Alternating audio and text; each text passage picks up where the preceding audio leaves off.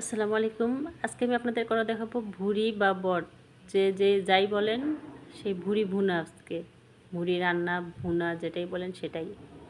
তো আমি প্রথমে কড়াইতে তেল গরম করে তার মধ্যে পেঁয়াজ কুচি দিয়ে দিছি, তারপরে কিছু গরম মশলা দিয়ে দিলাম আর সামান্য পরিমাণে জিরা দিয়ে দিলাম। যেহেতু আমি জিরা বাটা পরে অ্যাড করব, তাই আমি জিরা বেশি দিলাম না, অল্প সামান্য পরিমাণে দিলাম।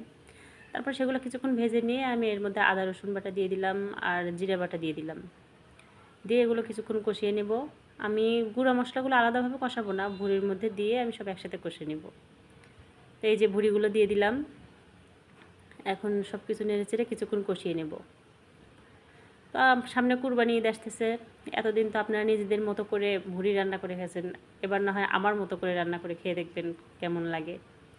তো এটা আমি কিছুক্ষণ কষিয়ে নিলাম। নেওয়ার পরে আমি এর মধ্যে আলু দিয়ে দেবো। আমি আলুগুলো ছোটো ছোটো টুকরো করে কেটে নিয়েছি, যাতে এটা সহজেই ভাজা ভাজা হয়ে যেতে পারে আর কি।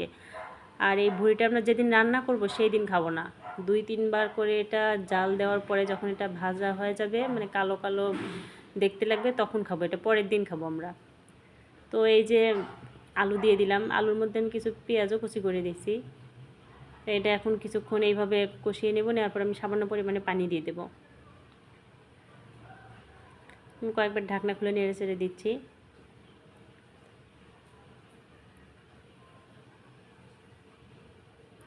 তো পানি দিয়ে আমি এটা রান্না করে নেব ভালোভাবে। তারপরে এটা পানি শুকিয়ে এলে আমি কিছুক্ষণ অল্প আছে রান্না করব।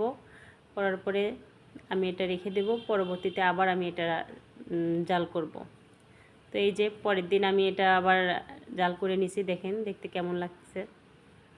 তো এর মধ্যে কিন্তু আমাদের একবার খাওয়াও হয়ে গেছে। এই যে তারপর আমি ফাইনালি খাচ্ছি। এত শান্তি দেখে মনে হয় যে কখন খাবো কখন খাবো, মনে হয় সহ্য হয় না আর। এই অবস্থা, ভুঁড়ি দেখলে আসলে অনেকের এরকম